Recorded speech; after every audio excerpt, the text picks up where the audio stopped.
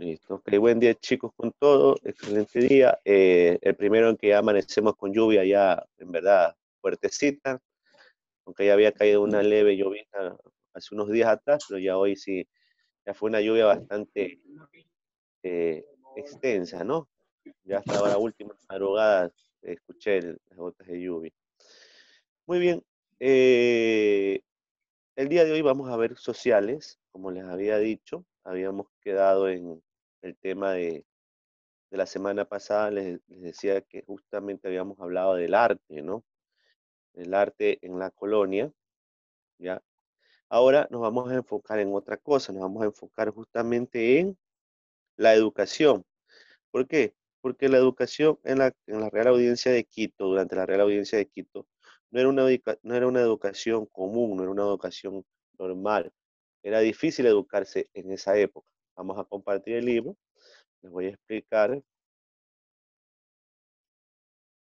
Muy bien, tenemos aquí las primeras expresiones de identidad nacional de las facultades enfrentadas. La educación en la Real Audiencia de Quito. Durante la Real Audiencia de Quito había dos problemas, bueno, tres, para decir, ser sinceros. El primer problema era que si usted era indígena era difícil que estudiara, ¿no? Usted era aborigen de acá, era muy difícil que usted estudiara. Primer punto. Segundo punto, si usted lograba estudiar para que le den su título, porque usted podía estudiar los años que duraran en esa época, por ejemplo, y hace algunos años atrás, había gente que estudiaba hasta dos y tres carreras. En esa época, por ejemplo, si tú te demorabas, digamos que 6 años, al sexto año ya te daban tu título, pero si tú no demostrabas que tu sangre era pura, no te daban tu título. Es decir, tú estudiabas 6 años, pero no te daban tu título. Tú podías tener el conocimiento, podías ser el mejor estudiante y todo, pero si no demostrabas que tu sangre era pura, ¿qué quiere decir sangre pura? Sangre propiamente que era traída, era española, o en ultimado de los casos, sangre ya con esta mezcla de las razas, pero que tenía como punto de origen a español. Había un español en medio de esa mezcla. Ya, si tú no demostrabas eso, no te daban tu título. Y el tercer punto, el tema de las mujeres, que ya lo vimos también el día de ayer, creo, si no me equivoco, no, anteayer, si no me equivoco, el día martes, acerca de la educación en las mujeres. En esa época era muy difícil que una mujer se educara, era muy difícil. Las mujeres, nacer mujer en esa época era prácticamente estar destinada a una sola cosa que era los quehaceres del hogar, porque la educación hasta avanzado periodo dependía o solo era hasta primaria. Es decir, tú llegabas a primaria y ahí acababa la educación de las mujeres, en primaria, ya no podían educarse más. No había secundaria, no es que llegaban al colegio y peor, podían pensar en universidad, ¿ya? Entonces, en esa época era bastante complicado, era muy complicado estudiar. Bueno, veamos. Dice la Real Audiencia de Quito, la educación. Decía, en la Audiencia de Quito se creó un primer colegio para enseñanza de los indígenas. Miren, ya había este punto de partida. Ya se hacía una discriminación, se separaba indígena de la gente española o de los famosos criollos, ¿no?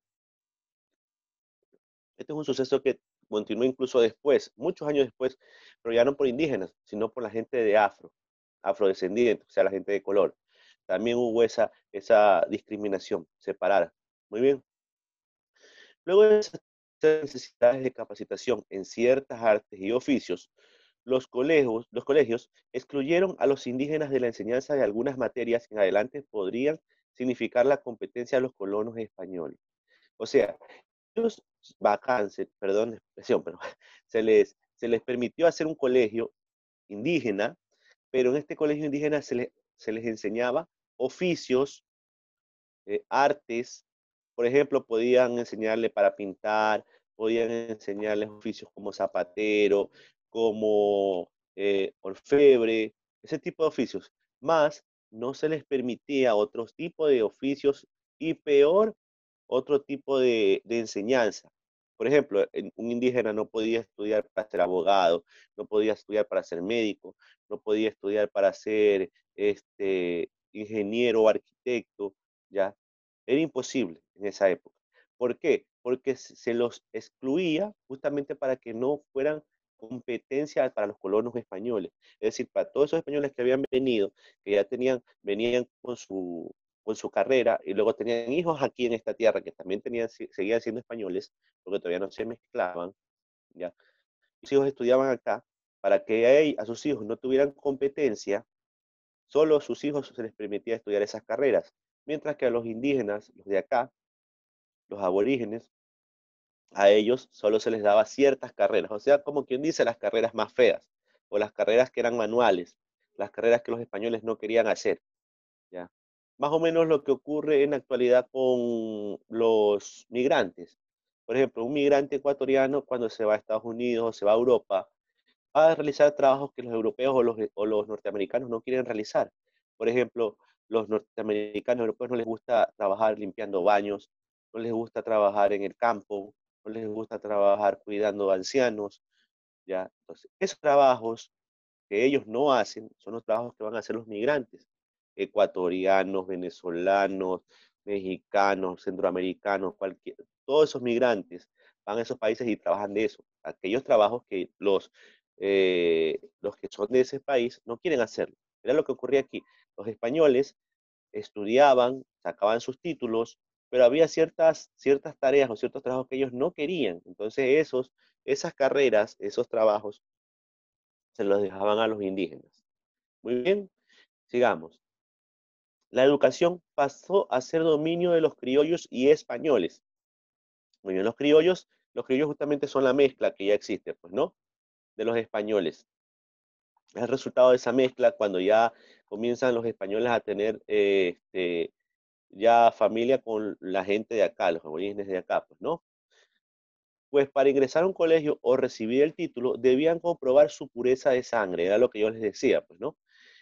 Es bien conocido, por ejemplo, aquí hay un caso importante, que José María Lequerica, a principios del siglo XIX, no pudo recibirse de médico por ese impedimento, pese a ser un estudiante brillante e hijo de un español y una mestiza. Miren, pese a que él era un estudiante brillante, José María Lequerica, y era hijo de un español y una mestiza, no pudo comprobar su pureza de sangre y no pudo recibir su título de médico, ¿ya? Pese a que era un estudiante brillante, y eso ocurría regularmente siempre en la época de la colonia, en la Real Audiencia. Era imposible, si tú no demostrabas tu pureza de sangre, por más buen estudiante que tú fueras, no te iban a dar el título, porque no te iban a permitir competir de igual a igual con un criollo o con un español, ¿ya? Por eso es que para ellos había carreras específicas para los indígenas. Aquí nos hacen una pregunta, ¿cómo podría estudiar la mujer en esta época? ¿Cómo podía estudiar la mujer en esta época? ¿Ya? Aquí hay un primer detallito. Yo ya les di ciertos tics, pero ustedes también van a averiguarlos en la primera parte de la tarea, por favor. Anótense esta partecita de aquí. ¿Cómo podía estudiar la mujer en esta época? ¿Ya? Esa es la primera tarea. Van a averiguarla. ¿Cómo hacía la mujer para estudiar? ¿Cómo era el estudio de la mujer durante la Real Audiencia de Quito? Muy bien. ¿Listo? Entonces, ya hablamos de que la educación no era sencilla, ya hablamos de los impedimentos de la educación, dijimos de que la educación, si no demostrabas que eras puro de sangre, es decir, criollo u español, en este caso no te permitían sacar tu título, que había educación específica para los indígenas, ellos no podían estudiar cualquier cosa, ya vimos todo eso. Ahora vamos a hablar de personajes que lograron romper ese paradigma, que lograron obtener títulos y que incluso son fundamentales en la historia ecuatoriana y en la historia de toda Latinoamérica, ya porque fueron pilares de lo que posteriormente fueron las revoluciones que independizaron justamente a todas estas tierras de los españoles que estuvieron en gran medida en todo el territorio, de portugueses que estuvieron en parte de lo que es Brasil, pues, ¿no? Recuerden que Brasil fue conquistada por portugueses, por eso es que su dialecto es el que se diferencia de los demás países de Sudamérica en Brasil. Bueno, también hay otros países que están cerca de Centroamérica, más pequeñitos, que casi no se los nombra y que siguen siendo colonias de de otros países o que ya dejaron de ser colonias y fueron conquistados por otros países. Muy bien. Eugenio Espejo, 1747-1795. Este es muy conocido, ¿no? ¿Quién me puede decir? ¿Han escuchado de Eugenio Espejo? ¿Mm? Sí, yo hice representación de Eugenio Espejo Qué en una bueno. obra. ¿Qué es Eugenio Espejo? ¿Qué es lo principal de Eugenio Espejo?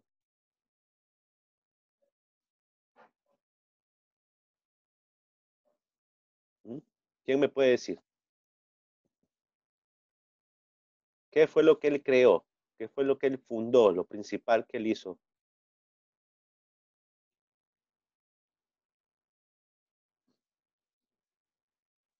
A ver, ¿nadie se acuerda? Bueno, vamos a leer entonces para recordar todo aquello que hizo Eugenio, principalmente lo que les acabo de preguntar. ¿Cuál fue su principal obra? Profesor, Eugenio Espejo fue un escritor. Ya vamos a ver, ya vamos a ver. A ver, Eugenio Espejo, 1747-1795. Dice, existen algunos ejemplos de mestizos e indígenas que pudieron vencer esas dificultades y sobresalir en el campo que habían escogido. Por ejemplo, Espejo, ¿no? Eugenio Espejo, superó la discriminación por ser hijo de un indio y una mulata. Ya ahí era una dificultad, porque él no era hijo de un español, era hijo de un indio y una mulata, ¿ya? Que es otra combinación, ¿ya? Mire, pero pese a eso, Espejo fue médico, teólogo, abogado, las únicas tres profesiones posibles durante la colonia. Miren, ¿ve? Él logró estudiar las tres profesiones que eran posibles durante la colonia. Médico, teólogo y abogado. Muy bien. Reconocido y buscado por la élite de la sociedad quiteña, fue el fundador de la Sociedad Patriótica Amigos del País. Aquí está la parte que yo les decía que hizo él, editor del primer periódico de la audiencia, Primicias de la Cultura de Quito. Espejo fue editor del primer periódico de nuestro país, Primicias de la Cultura de Quito. Aportó en su tiempo en casi todos los campos del saber. Fue autor de muchos escritos, generalmente polémicos, donde criticaba el estancamiento de la audiencia de Quito y la desatención de las autoridades, la frivolidad de la sociedad frente a las necesidades de un pueblo empobrecido, enfermo y sin educación. Lo avanzado de su pensamiento le indispuso ante las autoridades españolas y luego de años de persecución murió en 1795. ¿Ya? Aquí tenemos a uno de los principales personajes de la historia, Eugenio de Santa Cruz y Espejo, ¿ya? Eugenio Espejo, más conocido para ustedes. Eugenio Espejo. Como yo les decía, su principal obra, o una de las principales obras que él hizo fue el periódico Primicias de la Cultura de Quito. En ese entonces todavía no existía ese tipo de modo o medio de comunicación y él lo trajo. ¿Cómo lo trajo? Porque Espejo estudió aquí y también estuvo en Europa, justamente en la época en la que Europa ya comenzaban a haber ideas liberales, ya comenzaban a haber pensamientos de que había que sacar a los reyes del poder y que el pueblo debía gobernar sobre el pueblo mismo, no tener un regente o un solo rey que sea el que gobierne, porque en los estados antiguamente eran estados en los que gobernaban reyes, y los únicos que salían beneficiados durante esos periodos eran los reyes, porque el pueblo vivía endeudado, el pueblo vivía sin avanzar, sin progresar, ya, porque la mitad de lo que ganaba el pueblo en sus propias tierras tenía que darla de tributo a un rey. Imagínense, entonces eso generaba problema. La mayoría de revoluciones en Europa se dieron justamente por eso, porque no había un desarrollo económico del pueblo. El pueblo se había estancado al punto en que estaban quebrados. Miren que antes de la conquista acá en América, ya la mayoría de reinos en Europa estaban quebrados, no tenían dinero. El pueblo no tenía un solo centavo. Los reyes se habían llevado todo. Y pese a que ya no tenían un centavo, los reyes querían seguir cobrando impuestos, porque se habían acostumbrado a quitarle al pueblo. Era un estado obeso, se llevaba todo el dinero para ellos, no, pero nunca creaba fuentes de ingresos, nunca pensó en crear empleos, nunca pensó en crear mecanismos para generar el dinero, no, Todo era que el pueblo trabajara, vendiera sus cositas y quitarles con impuestos la mayor cantidad de cosas. Entonces, cuando ya se quedó sin dinero, lo salvó la conquista, salvó la conquista de América a los pueblos de Europa. ¿Ya? Volvieron a ser ricos. Todo el oro que había acá, todas las riquezas que había acá, se las llevaron a Europa, los países europeos. Y volvieron a resurgir porque estaban quebrados. Eran países que estaban quebrados. ¿Ya? Volvieron a resurgir a través de todas esas riquezas que se llevaron de acá. ¿Ya? Muy bien, en esa época Espejo, que estuvo en Europa también preparándose por todo lo que estudió, vino trayendo todas esas ideas y ahí es que apareció, pues, no Espejo, este pensador que también fue parte de aquellos que luchaba porque nuestro país fuera independiente, se liberara del yugo español. Creó esta Sociedad Patriótica Amigos del País, también hizo su periódico, hizo muchos escritos polémicos y fue perseguido, sí, él tuvo que huir, muchas veces no estuvo en un lugar, no se mantenía en un lugar demasiado tiempo, tuvo que estar huyendo durante bastante tiempo debido a que fue perseguido por sus ideas liberales. Muy bien, vamos a otro ejemplo de parte de la historia ecuatoriana, Pedro Vicente Maldonado. Muy bien, esto está en la página 68, por favor. Ustedes me siguen con la lectura. Este fue personaje, en cambio, pertenecía a la aristocracia colonial. Él fue parte de la aristocracia colonial, o sea que vendría a ser como quien dice un criollo, ¿no? Vivió en la primera mitad del siglo. ¿Qué siglo es este? A ver, ¿quién me puede decir qué siglo es ese? 20. 20. No, 18. Siglo XX son 2X. 18, muy bien. Y se destacó en el campo científico. Miren, este fue científico. Fue el primer ecuatoriano en dibujar el mapa del país, con pleno conocimiento de su geografía. Su sabiduría e interés por su país y los conocimientos acumulados sorprendieron a la misión geodésica francesa que visitó Quito en 1736, dirigida por Charles Marie de la Condamine. Su saber fue reconocido en las academias de las ciencias de París e Inglaterra, que le aceptaron como miembro de la misma. Aquí está Pedro Vicente Maldonado. Muy bien, este personaje que ustedes quizás nunca lo han escuchado, ya que sí es nombrado bastante, fue el primero en hacer un mapa de nuestro país. Miren, su conocimiento fue tal que llegó a formar parte justamente de la misión geodésica francesa, ya. Fue parte de la Academia de las Ciencias de París en Inglaterra. ¿Ya? Lo nombraron miembro de la misma justamente por sus grandes conocimientos. ¿Ya? Vamos a otro caso, el de Juan de Velasco. Aquí tenemos sus años de vida y sus años de muerte, 1727-1792. Este es un reconocido sacerdote jesuita. Vivió entre 1727 y 1792. Él estaba escribiendo la historia del reino de Quito cuando fue expulsado de la audiencia de Quito. Miren, por orden del rey de España en 1767. Al llegar a Italia, al lugar de su exilio, Velasco reinició la escritura de su historia. Él sugería la posibilidad de que el pueblo de la audiencia de Quito organizara sus propias estructuras sociales. Esta teoría era contradictoria al sentimiento de superioridad europea y muy común en su tiempo. Su obra incluye los orígenes del pueblo americano contados desde sus leyendas y tradiciones.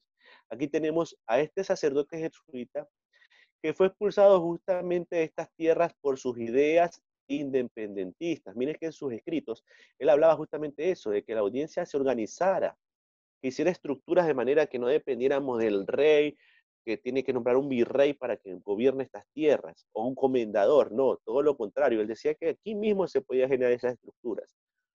Y, y también se tomó el tiempo de hablar acerca de los orígenes de estos pueblos, pero basado en las leyendas y tradiciones de los mismos. ¿Ya? Por eso fue expulsado de América y fue exiliado en Italia. Trataron de alejarlo lo más posible. Imagínense en esa época viajar de Italia hasta América. Eran viajes de meses, porque no existían los motores en los barcos, en las embarcaciones. Todo era a vela. Entonces, imagínense, era un viaje largo, un viaje extenso. Uno se demoraba meses en llegar. Y aparte que un viaje era costoso. Un viaje era sumamente costoso. Y muchos de los que viajaban a veces morían durante los viajes. ¿Por qué? porque antiguamente, primero que no había lo que había potabilización del agua, es decir, el agua que se llevaba, las llevaban en barriles, era agua de ríos. En las embarcaciones no es que había baños, pues no, como ahora va usted a un baño y todo lo demás. Incluso en los buses, cuando usted viaja, ahora hay baños. Bueno, antiguamente no había baños, era todo como los animalitos, pues no, y todos tenían que tirarlo al mar, ¿ya? Entonces, a veces eso generaba lo que era el cólera y muchas personas fallecían durante los viajes. Incluso si usted, por ejemplo, usted estaba trabajando con una herramienta y esa herramienta por mala suerte estaba medio oxidada y a usted le hizo una herida, usted estaba, ya era una sentencia de muerte en esa época, porque no había los avances científicos ni médicos que hay en la actualidad. Muy bien, usted, por ejemplo, usted puede tener una herida durante un viaje en un avión y no le va a pasar gran cosa, porque ya hay gente preparada que lo va a atender, hay medicamentos y todo. Usted llega, incluso usted llega rápido al punto donde usted va, al punto que usted quiere llegar, sale del avión y lo llevan de emergencia a un hospital y no pasó nada. En esa época no. En esa época, como no había aviones, sino que el único movimiento que se podía hacer era por embarcaciones, y eran viajes de meses, obviamente usted una sentencia de muerte, porque no iba a llegar usted a tiempo para que lo atendieran en un lugar, un médico. Muy bien. Y aquí tenemos a uno de los personajes principales de la historia. Ya entran las mujeres en la historia ecuatoriana. Tenemos algunas. Una de estos personajes es Manuela Espejo, que fue hermana de Eugenio Espejo, miren, ¿ves? Y esposa de José María Lequerica. Justamente habíamos hablado de Espejo, ¿no? Hablamos de Espejo al principio y hablamos de Lequerica. ¿Qué dijimos de Lequerica? A ver, ¿quién me puede decir? El 20 de febrero, pon el 20 de febrero. Por favor, el micrófono, nuevamente. No sé por qué abren los micrófonos. A ver, ¿qué me pueden decir? Yo nombré a José María Lequerica. ¿En qué momento lo nombré? Que no podía estudiar porque era una combinación entre español y mestiza. Exactamente, o sea, no es que no pudo estudiar, él estudió. Lo que no pudo sacar fue su título. Él era médico. No pudo sacar su título, no le dejaron sacar su título, pese a que su papá era español. O sea, lo que ya le permitía a él poder estudiar, porque tenía sangre pura, supuestamente, pues no. Bueno, Manuela Espejo, hermana de Eugenio, miren, fue esposa de José María Lequerica. Mira hasta dónde, pues no. Ella vivió en carne propia lo que era saber que existía, mejor dicho, ese tipo de discriminación por parte de su hermano cuando fue discriminado y perseguido, y por parte de su propio esposo, que también fue discriminado. No le quisieron dar su título de médico, ¿ya? Ella fue precursora de la emancipación americana y apegada a las causas revolucionarias. Fue afortunada al leer gran cantidad de obras proporcionadas por su hermano. En ese tiempo la mujer estaba privada de muchos privilegios, entre ellos el de la educación. Miren, sin embargo, ella contaba con un hermano que tenía una educación, Eugenio Espejo era un erudito, era un hombre que sabía de todo. Incluso se tomó la molestia de preparar a su hermana. Miren, traía obras. Él traía obras de Europa en todos sus viajes, siempre traía libros. Esos libros los leía su hermana. Por eso es que su hermana comenzó también a formar parte de esa emancipación americana. Muy bien, como dice aquí, en esos tiempos las mujeres eran privadas de muchas cosas. Una de ellas, la educación. Yo les dije, ¿no? En un principio se les permitía hasta la primaria, es decir, las primeras letras, para que la mujer por lo menos sepa escribir su nombre, ¿ya? Y medio contar, pero no llegaban a colegio. Peor a universidad. Era algo que inaudito, no era permitido. Muy bien. Se conoce que escribía a favor de la llamada libertaria con el seudónimo de Europilia. Mírenme, ella ya era escritora también. Y tenía un seudónimo. ¿Por qué se ponía un seudónimo? Para evitar justamente que la reconocieran y fuera perseguida por escribir, ya que era un tema de hombres. Ella no podía escribir. Peor que si sus textos eran bien redactados, eso implicaba una cosa, que ella había estudiado, y eso estaba en contra de la ley. Ella podía incluso ir presa si se demostraba que se había preparado, se había dedicado a estudiar, hubiera ido presa, ¿ya? Es considerada una de las mujeres más grandes en la historia de América. Miren, no solo de nuestro país, sino de toda América. Pero esto se dio ¿por qué? Porque esta mujer no se quedó con los brazos cruzados al ver esta discriminación a su esposo, a su hermano, sino que también se preparó y formó parte de esta emancipación, ¿ya? Fue escritora, fue parte de los miembros de los miembros que buscaron justamente esta libertad en estos territorios. Muy bien. Estos fueron los personajes el día de hoy que hemos visto, los principales. Yo hay una tarea que ya les dije, ¿no? Que cómo averiguar cómo era la educación de la mujer en esa época. Ya vimos destellos de cómo era la educación, incluso yo les hablé y les puse ejemplos de la educación, pues ustedes van a buscar más a profundidad de ese tema. Muy bien. Y finalmente, como tarea ya final, van a leer esta de aquí, la página 69, muy bien, y van a responder estas preguntas de aquí. Página 69 y van a responder estas preguntas de aquí. Entonces, esa de ahí va a ser la clase el día de hoy de estudios sociales. Ahí con esto ya terminamos esta unidad. La próxima semana ya empezamos una nueva unidad. ¿Ya? Dentro de, a ver, déjenme ver, un minuto, déjenme ver el calendario. Ok, sí. A partir de la próxima semana, yo creo que a partir de mediados de la próxima semana, a mediados de la próxima semana, entre jueves y viernes, es posible que yo ya empiece con el tema de evaluaciones, ¿ya? Hasta donde veamos. Ustedes ya saben que yo no les voy a tomar más allá de lo que más allá de lo que no hemos visto. Vamos a empezar las evaluaciones hasta donde hemos avanzado. Matemáticas, lenguaje, sociales, ciencias. Muy bien. Educación física, ya vamos a ver cómo hacemos con el tema de educación física.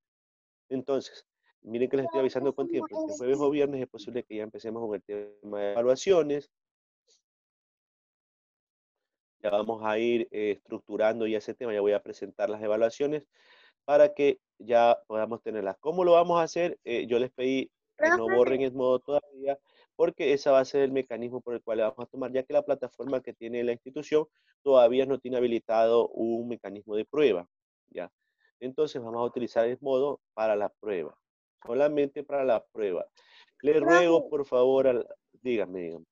¿Cuándo que Dígame, le escucho. comenzarían las pruebas? Es que aquí no se le escuchó muy bien. Ya. Yo estimo que la próxima semana por el jueves o viernes, porque ustedes ya el 24 ya salen de vacaciones. De ahí ya no nos vemos hasta el 4 de enero. Muy bien. Entonces, como les decía, las evaluaciones van a ser hasta donde hemos avanzado. No vamos a tomar más allá de aquello. Les ruego, por favor, eso sí, la evaluación que sea en el modo, por favor. No empecemos. Esto es un tema, todavía con este tema de la plataforma de aquí, es un problema. Tengo gente que me sigue queriendo mandar la tarea por correo, por WhatsApp, por todos los lados. Y todos los días le escribo, la tarea es por la plataforma. Yo no puedo recibir la tarea por el medio que quieran. Una vez más, este es un detalle que no sé por qué seguimos con esto de